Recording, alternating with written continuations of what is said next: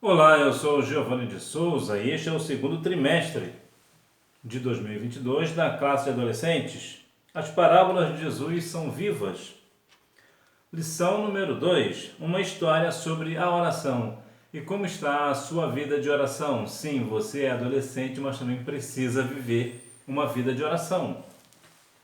A mensagem: por isso eu digo, peçam e vocês receberão, procurem e vocês acharão, batam e a porta será aberta para vocês. Lucas capítulo 11, versículo 9.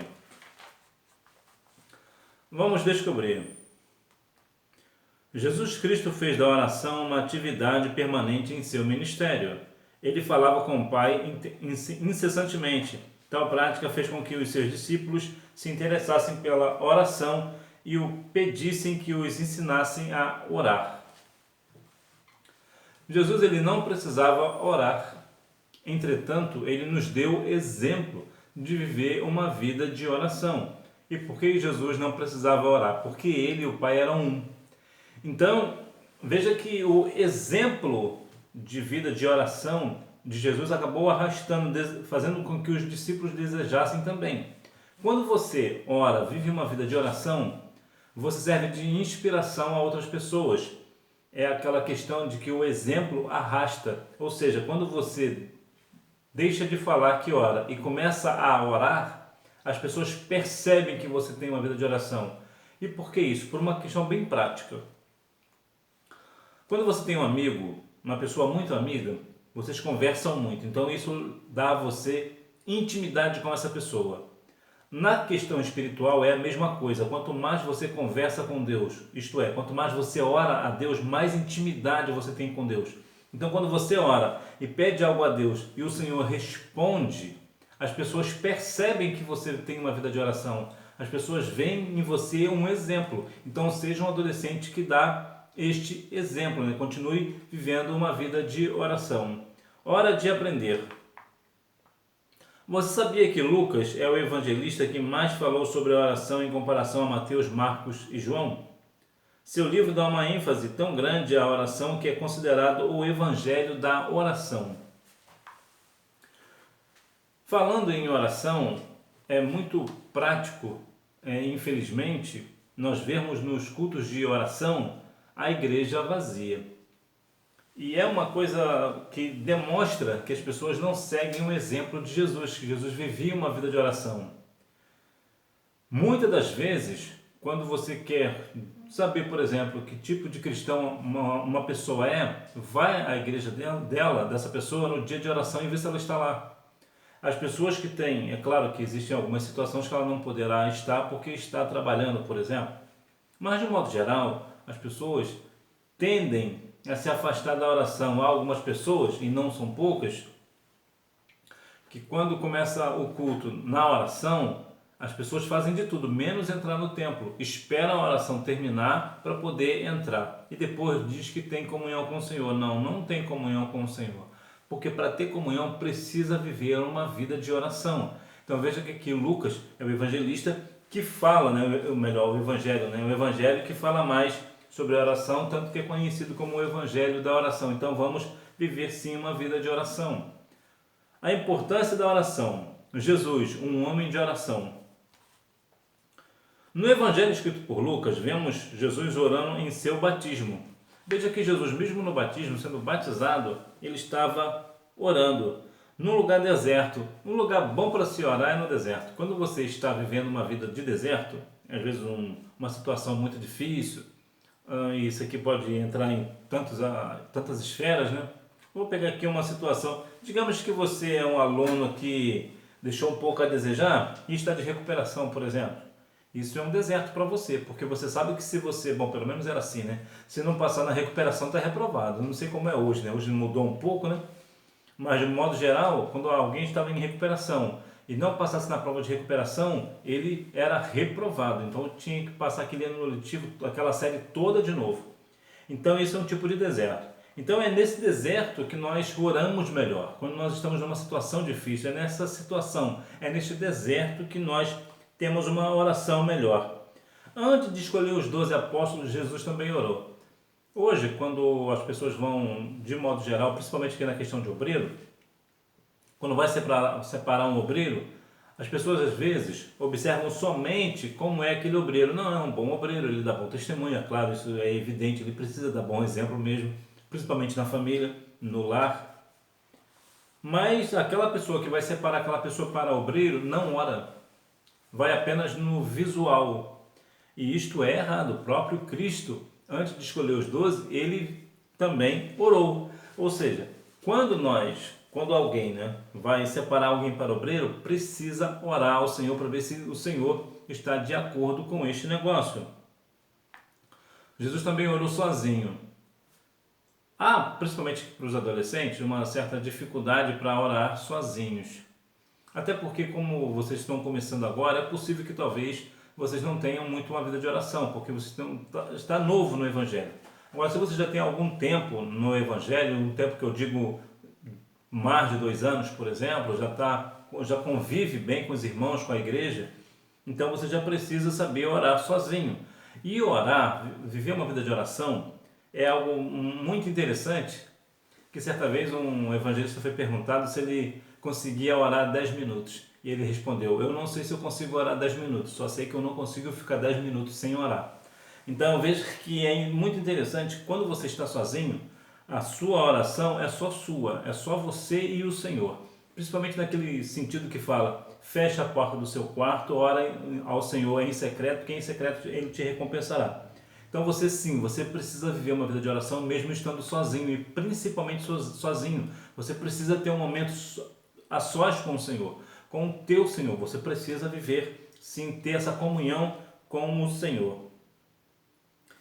Então veja que Jesus também, acompanhado no Monte da Transfiguração, o Senhor orou. O Senhor ensinando a orar e perseverava em oração. Ou seja, precisa ensinar a orar. Como é que se ensina a orar? Orando. Me lembro que um saudoso irmão da minha igreja, ele era novo convertido na época, e ele falou alguma coisa muito interessante, que ele trouxe um caderno para a igreja e falou para um dos nossos dirigentes, disse o seguinte: eu queria que o senhor escrevesse aqui como é que eu tenho que orar, como é que eu faço a oração, porque eu não sei orar, escreve aí para mim. Aí o dirigente virou para ele e disse assim: o jeito correto de você orar é o jeito que você ora. Mas eu não sei orar. Ele: é assim mesmo que tem que orar. E aquele homem virou um homem de oração. Já dorme no Senhor, descansa no Senhor, mas veja que o exemplo, o que é isso? Como é que é a sua oração? É exatamente do jeito que você ora. É exatamente assim. Não há, a única questão da oração, a gente precisa ter um coração contrito, um coração arrependido, um coração voltado para o Senhor. Então, veja que o exemplo da oração, quando você ora, você dá exemplo. Então, continue a sua vida de oração. Orando por Pedro, Jesus orou por Pedro, orou por si mesmo, por seus inimigos. Será que você tem orado pelos seus inimigos? Ou as inimigos, né? A gente precisa sim orar pelos nossos inimigos, pelas nossas inimigas, a gente precisa também interceder por eles. E também clamando antes de morrer. Então veja que Jesus viveu sempre uma vida de oração. Jesus não esperou algo terrível acontecer para orar. Muito pelo contrário, ele vivia sempre uma vida de oração. Portanto, não espere o sofrimento chegar. Ore ao Senhor, que quando o sofrimento vier, você já está bem preparado para se passar pela situação. Jesus, um homem disponível a ensinar. Além da oração, outra característica marcante da vida de Jesus é a sua capacidade e disponibilidade em ensinar. Ele ensinava no templo, nas sinagogas, nas casas, no monte, na beira de um poço. Olha, principalmente para você que é professor da escola bíblica dominical, há aqui 2 pontos aqui, né? Você precisa ter capacidade para ensinar e ter disponibilidade. Você precisa fazer disso o seu ofício, levar isso tão a sério como Jesus levava a sério. E continuar a ensinar, ter disponibilidade, independente das suas circunstâncias, tenha disponibilidade para ensinar e ensinar corretamente. Veja que o Senhor Jesus ensinava no templo, No templo é lugar de orar? Sim, é lugar de orar. Então Jesus ensinava. Ensinava nas sinagogas, também era lugar de ensinar? Sim, ele ensinava. Nas casas, sim, nós devemos ter disponibilidade de ir ensinar alguém em sua casa. Às vezes essa pessoa tem uma dificuldade de locomoção, então nós devemos ir lá na casa dessa pessoa justamente para quê? Para ensinar. Jesus também ensinava no monte. As pessoas não vão nem mais para o monte hoje, né? Que dirá ensinar lá. Então nós sim, nós também devemos ensinar no monte. Até mesmo na beira de um poço Jesus ensinou. Então Jesus sempre ensinava. Por quê? Porque Jesus era um homem disponível a ensinar. Quantas pessoas hoje não querem, né, os professores, né, os ensinadores, mestres de modo geral, doutores da lei, não querem mais ensinar a palavra do Senhor, estão ocupados demais com a sua vida particular e tal. Sabemos que há necessidades, né, nós temos os nossos afazeres, mas nós precisamos ter uma disponibilidade de tempo, fazer um tempo para poder ensinar aquela pessoa que tanto deseja saber mais da parte do Senhor.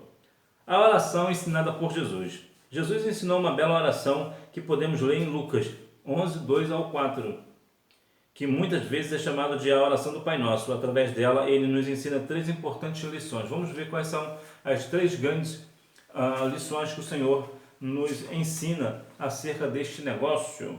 O primeiro princípio é que podemos chamar Deus de Pai. Quando você chama Deus de Pai, isso traz uma comunhão. Por exemplo, seu pai, as pessoas chamam seu pai pelo nome, mas você chama ele de pai. Ou papai, né?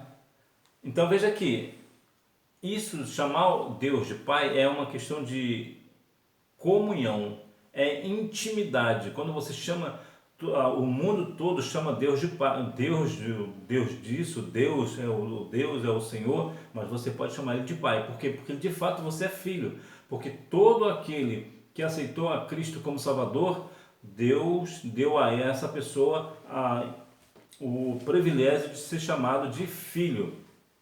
Está lá em João 1,12. Então veja que sim, você como filho de Deus, você pode e deve chamar Deus de Pai, porque você tem comunhão com Ele. O segundo princípio é que deve haver um reconhecimento e exaltação de Deus, ou seja, você deve reconhecer a Deus e exaltar o nome dele. Ou seja, você reconhece que Deus é o Criador de todas as coisas, que Deus ele é superior, ele é supremo, ele é extraordinário. Nosso Deus ele é inefável. São situações que você reconhece ele como seu Criador. Ele é seu Pai, mas também ele é o seu Criador. Então você exalta a Deus, engrandece, dá glórias a Deus. Então você engrandece ao Pai. Então assim também você deve mostrar a sua comunhão, ou seja, chamando ele de Pai e também reconhecendo e exaltando ele. O terceiro princípio é que deve haver uma entrega total de todas as nossas necessidades ao Pai. Quando você chama Deus de Pai, tem essa comunhão com Ele, você exalta Ele, reconhece Ele como Deus, você pode entregar todas as suas necessidades a Ele, porque Ele certamente irá suprir as necessidades suas segundo a vontade dEle. A questão da oração, nós precisamos também compreender, vamos falar um pouco mais adiante, mas só para entender que não é porque você está orando que o Senhor vai fazer. Há situações que nós precisamos ter maturidade para compreender que às vezes nós estamos orando, mas estamos orando errado. Uma história sobre perseverança na oração. De acordo com a cultura judaica da época, o amigo hospedeiro tinha o dever sagrado de oferecer uma boa estadia ao amigo viajante, o que incluía um lugar para passar a noite e uma alimentação adequada. Faltando o que comer, ele sai ao encontro do vizinho para lhe pedir pães emprestados. Veja aqui algo para que nós venhamos compreender que se é nos dias atuais, nesse negócio de ter alimento para crente, só Jesus, né? Que vai comer assim lá longe, né? Mas vamos lá. Quando nessa cultura judaica, uma pessoa, alguém fosse na sua casa, por exemplo, vou trazer aqui mais para nós, para ficar mais fácil para a gente entender, você tinha um dever sagrado, ou seja, era uma obrigação para que você desse a ele um bom lugar, por exemplo, talvez, vamos trazer aqui para nós, né? Talvez você desse para ele o seu quarto e você dormiria no chão. A ideia é mais ou menos essa. Por quê? Porque como ele é um viajante, ele é seu visitante, você tem que dar o melhor lugar para ele. E também incluir um lugar para passar a noite, ou seja, um quarto, um lugar bom para ele dormir. Muito provavelmente é a mesma história lá de Eliseu, né? Que a mulher chegou para o esposo e disse: vamos fazer um quarto para este homem porque ele precisa desse negócio. Foram lá e prepararam um quarto para Eliseu. A ideia é parecida. E a alimentação adequada, ou seja, não pode servir qualquer coisa a essa pessoa. Tem que ser uma alimentação adequada. E este homem não tinha o que oferecer. Então o que ele fez? Ele foi em busca de um outro amigo para que este fizesse o quê? Desse o que comer. No caso aqui, pão. É muito interessante que nós venhamos compreender a proposta dessa parábola, é mostrar que mesmo um homem sendo mau, vai ouvir o amigo chamar e vai atender. Se um homem que é mau atende um amigo, imagina Deus que está no céu, que é o nosso Pai Celestial, e nós temos comunhão com Ele, e Ele quer o melhor para nós. Então essa é a proposta principal da parábola. Então veja que Deus é um Pai amoroso. Então Ele vai sempre suprir as nossas necessidades, claro, segundo a vontade dEle. Eu digo isso porque em alguns casos específicos, algumas pessoas salvas na pessoa de Cristo, piedosas, amorosas, padecerão necessidade e morrerão nessa necessidade. Por quê? Porque Deus permitiu, Deus achou por bem assim. Muitas das vezes nós não sabemos o porquê. Às vezes até mesmo para dar um exemplo a alguém. Então nós vemos que muitas das vezes nós falamos que Deus tem o melhor para nós, e de fato Ele tem. Só que o melhor para nós pode ser passar necessidade e até morrer nessa necessidade. Podemos acontecer várias coisas conosco, assim como aconteceu com os discípulos. Vejam como todos eles morreram. Quase todos eles morreram de uma forma trágica. Era o melhor de Deus para eles. Então veja que nós precisamos ter essa maturidade, porque às vezes o que é ruim para nós, aparentemente, era o melhor de Deus para nós. Peça, busque, bata e a resposta virá. Se o Filho de Deus não abriu mão de uma vida de oração enquanto esteve na terra, quanto mais nós, que somos frágeis e limitados, não podemos desprezar essa disciplina espiritual tão importante para a vida cristã. Devemos orar o tempo todo. Jesus exorta seus discípulos a continuarem pedindo e buscando em oração. Uma outra questão que a Bíblia vai nos relatar é sobre a oração. Claro, é muito provável que seus pais, caso sejam evangélicos, sejam pessoas de oração, aquelas orações fervorosas, que chega e ora e fica toda a vida, horas orando, são pessoas muito fervorosas. Entretanto, a Bíblia diz que não é por muito falar. Não estou dizendo que a oração dos seus pais é desnecessária, não. Tem pessoas que oram muito mesmo. Eu conheço algumas pessoas que vivem uma vida de oração e oram muito. Então, algumas vezes, alguns amigos até comentam, não dá, algumas igrejas têm o costume de ser um determinado horário fazer uma oração, aí sempre falam, não dá para fulano orar não, porque se ele começar a orar agora, só vai entregar o microfone na hora de terminar o culto. Por quê? Porque ele vive uma vida de oração e ele ora muito. Então isso é natural, há muitas pessoas que têm essa intimidade com o Senhor de orar durante horas. Entretanto, não é o muito orar. Vemos, por exemplo, o caso de Jabes, que está lá em 1 Crônicas, capítulo 10, versículo 4, vai falar que Jabes orou ao Senhor e o Senhor fez o quê? Mudou a sua sorte. O Senhor mudou completamente o que estava acontecendo com... eu falei 1 Crônicas, capítulo 4, versículo 10. Fala assim, ó. Jabes clamou ao Deus de Israel: Oxalá que me abençoe e amplies o meu território, seja a tua mão comigo, e me preserves do mal, de modo que eu seja livre da dor. E Deus lhe concedeu o que ele tinha pedido. Ou seja, um versículo só coube a oração de Jabes e a resposta do Senhor. Por quê? Porque não é por muito falar. O coração de Jabes aqui certamente estava um coração contrito, e o Senhor atende. Então veja que há algumas orações que são longas, outras são curtas. Essa, por exemplo, talvez seja a oração mais curta da Bíblia.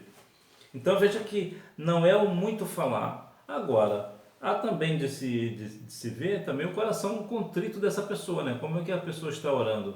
E há também orações que, né, elas são longas. Você vai orar hoje, amanhã, semana que vem, mês que vem, ano que vem, daqui a 5 anos, 10 anos, você está orando pelo mesmo propósito e não acontece. Vê, por exemplo, o caso de Ana. Estava orando para ser mãe, foi mãe de Samuel, depois, segundo os estudiosos, depois de 24 anos de oração. Há pessoas que, na minha igreja, por exemplo, uma irmã orou 25 anos para que Deus salvasse o seu esposo. E quando salvou, eu brinquei com ela, agora não precisa mais orar, né? Deus já te deu a vitória. Ela, não, meu filho, agora eu preciso orar mais para que Ele mantenha o meu esposo salvo na presença dele. Veja que a vida de oração, depois de 25 anos no mesmo propósito, continua. Então nós precisamos viver sempre uma vida de oração, orando sem cessar, como diz lá 1 Tessalonicenses 5,17. A nossa vida precisa ser uma vida de comunhão com o Senhor. Por quê? Porque é através da oração que nós temos comunhão com Deus. Então nós vivemos sempre uma vida de oração. E ore. Ah, mas eu não sei orar muito. Acabei de falar de Jabes. Você não precisa orar muito. É importante que você ore. É importante que você dobre o seu joelho e ore lá 2 minutos, 3 minutos, 5 minutos.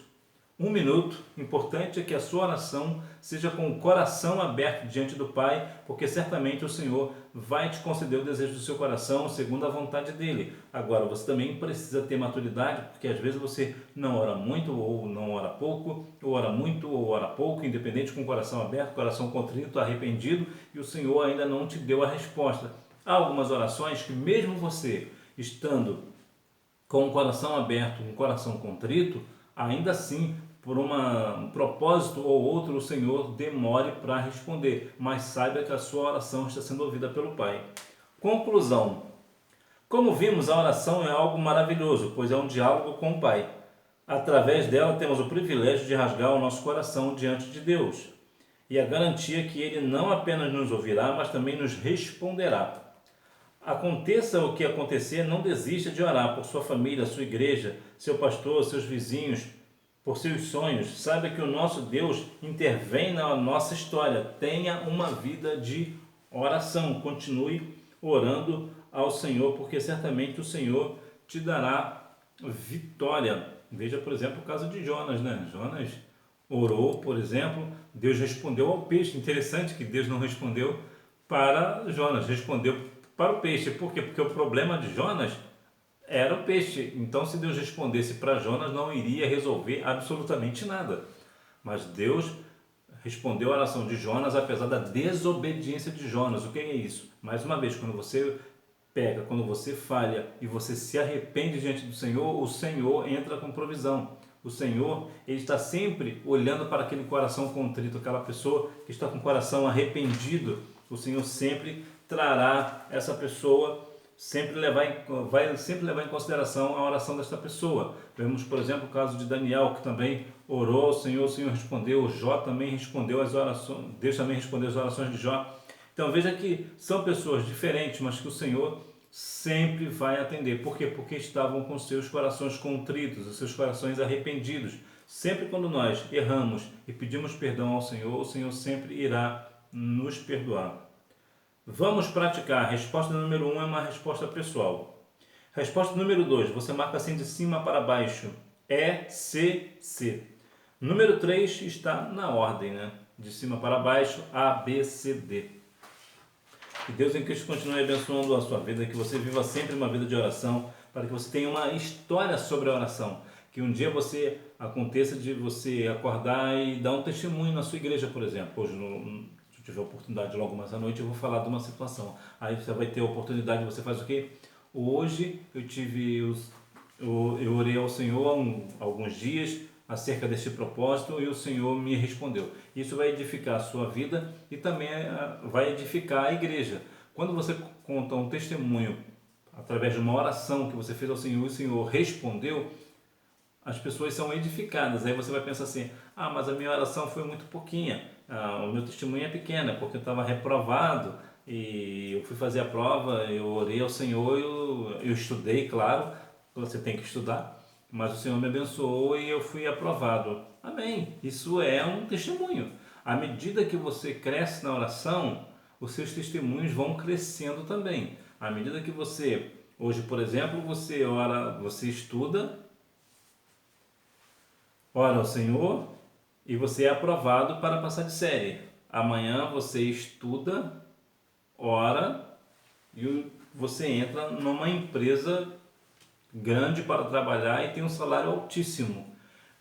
O que eu quero dizer é que à medida que você ora, à medida que você tem um testemunho, comunhão com o Senhor, lembra? Testemunho não, comunhão. Você tem comunhão com Deus através da sua oração, você acaba tendo testemunho. Você vai dar testemunho, vai falar das coisas que o Senhor fez pela sua vida através da oração. Quem vive uma vida de oração tem sempre bênçãos para contar, sempre terão testemunhos para contar. Então que você viva uma vida de oração, tenha uma vida de oração para ter uma história sobre a sua oração, né? Uma história sobre a oração, que você venha falar que sim, hoje eu tenho isso porque eu orei muito a respeito disso, nesse propósito, e o Senhor me atendeu. Então que Deus em Cristo continue abençoando a sua vida, que você tenha uma boa aula, não deixe de ir à Escola Bíblica Dominical, até porque quem faz a escola é o aluno. Tchau!